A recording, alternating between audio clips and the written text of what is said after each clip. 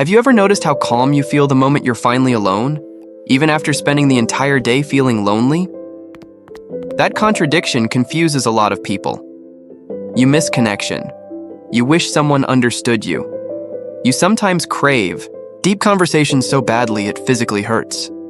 But then the second your phone starts buzzing too much, or someone wants more emotional access to you, or social interaction lasts slightly too long, your brain suddenly starts whispering, "I need space." And the strange part is, being alone often does not even make you happy. It just makes you feel safe. That's the part most people miss. Because people usually assume that if someone prefers being alone, it means they dislike people, that they are cold, antisocial, emotionally detached, too introverted. But the real psychology behind feeling safer alone is usually much deeper than personality. A lot of the time, solitude feels safe because other people feel emotionally unpredictable. And once your nervous system learns that unpredictability equals stress, being alone starts feeling less like isolation and more like relief. Let me show you something subtle. Your brain is constantly trying to predict emotional outcomes. That is one of the nervous system's main jobs. Predict danger, predict rejection, predict disappointment, predict emotional overload before it happens. And relationships are full of uncertainty. How will they react? Did you say something wrong? Are they upset? Do they secretly judge you? Do they still care? Most people experience these questions occasionally, but some people experience them constantly in the background of every interaction without even realizing it, which means social connection never feels emotionally neutral. It feels mentally active. Like, your brain never fully stops monitoring, and eventually, monitoring becomes exhausting. That's why some people can spend an entire evening around friends, laughing normally, participating normally, looking completely fine on the outside, and then come home feeling emotionally hollow. Not because the interaction was bad, because their nervous system never fully relaxed the entire time. And this is where it gets interesting. The people who feel safest alone are often not emotionally disconnected people. A lot of the time, they are emotionally overloaded people. There's a huge difference. Emotionally disconnected people usually do not crave closeness very deeply, but emotionally overloaded people absolutely do. They want connection intensely. They just also associate connection with pressure. Pressure to respond correctly. Pressure to be emotionally available. Pressure to maintain closeness. Pressure to manage how other people feel. Pressure to avoid disappointing anyone. So eventually the nervous system starts making a very quiet calculation.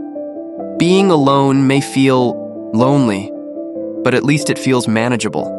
And honestly, modern life makes this so much worse. Human beings were never designed for permanent emotional accessibility. Think about it. For most of human history, communication had natural limits. Silence happened automatically. Distance happened naturally. People disappeared for days because life physically required space. Now your phone follows you everywhere. Messages wait beside your bed. Notifications interrupt your thoughts constantly. Conversations never fully end anymore. And for people whose nervous systems are already emotionally overstimulated, constant accessibility starts feeling psychologically claustrophobic. Every unread message becomes mental weight. Every delayed reply creates guilt. Every interaction quietly consumes energy. Especially for people who overthink. Especially for highly self-aware people. Especially for people who grew up learning that relationships required emotional performance. Because that creates another hidden layer underneath all of this. Some people do not just socialize, they manage themselves socially, very carefully. They monitor tone, facial expressions, timing, wording, energy levels, how they sound, how they are being perceived, whether they are too much, whether they are not enough. And when your brain is doing all of those tiny emotional calculations, every interaction, solitude starts feeling like the only place where you can finally stop performing. That's why being alone can feel physically relieving sometimes. Not because silence is exciting, because nobody needs anything from you there. Nobody is analyzing your tone. Nobody expects emotional energy from you. Your nervous system finally relaxes. And if you've ever felt relieved when plans got canceled, even after being excited for them earlier, you probably know exactly what I mean. But people often shame themselves for this. They think, why do people drain me? Why do I isolate myself? When sometimes what looks like isolation is actually emotional recovery. The painful irony is that avoidance relieves overwhelm temporarily, while quietly increasing loneliness underneath. And the more isolated you become, the more emotionally intense connection can start feeling. So the loop repeats. You withdraw because people feel overwhelming. Isolation increases loneliness. Loneliness makes connection feel even harder, so you withdraw again. Eventually, it starts feeling like personality. This is just who I am.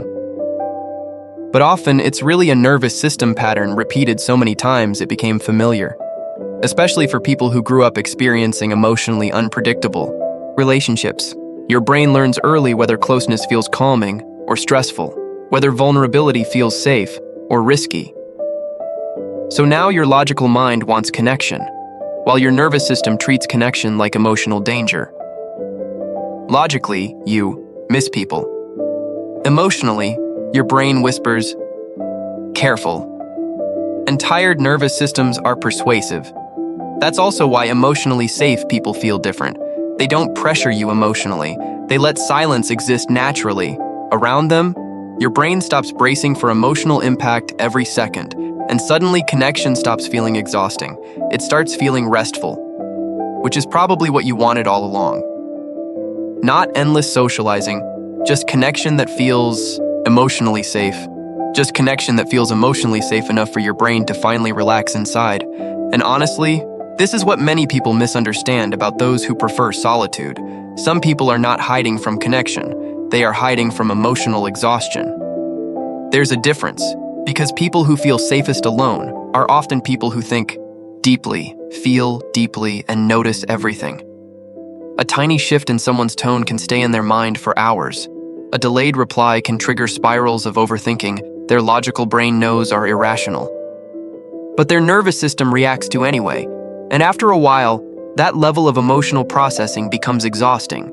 So solitude starts feeling like emotional quiet, like turning the volume down. And once you understand that, something important shifts. You stop seeing your need for space as proof that you are broken. Maybe you are not emotionally detached at all. Maybe your nervous system is simply overloaded because the goal is not forcing yourself to become hypersocial overnight. The goal is learning the difference between wanting distance and wanting relief. Those are not always the same thing. Sometimes, the loneliness you feel is not proof that you are incapable of connection. Sometimes it is proof that your brain has spent a long time trying to protect you from emotional overwhelm. But brains adapt. Nervous systems learn. Safe experiences genuinely change people over time. And if you recognized yourself somewhere in this video, especially the contradiction of wanting people close while also feeling safer alone, I hope you understand something important. You are not broken for feeling conflicted about connection. Human beings are emotionally complicated. Sometimes your brain wants closeness and protection at the exact same time. So maybe the next time you feel the urge to disappear into isolation for a while, pause and ask yourself honestly, do I actually want to be alone right now? Or do I just want to feel emotionally safe? Because that answer explains far more about your behavior than most people realize. And if this kind of psychology content helps you understand yourself a little more clearly, subscribe to Psyche Simplified. New videos every week exploring the hidden emotional patterns behind loneliness, overthinking, relationships, and the human mind.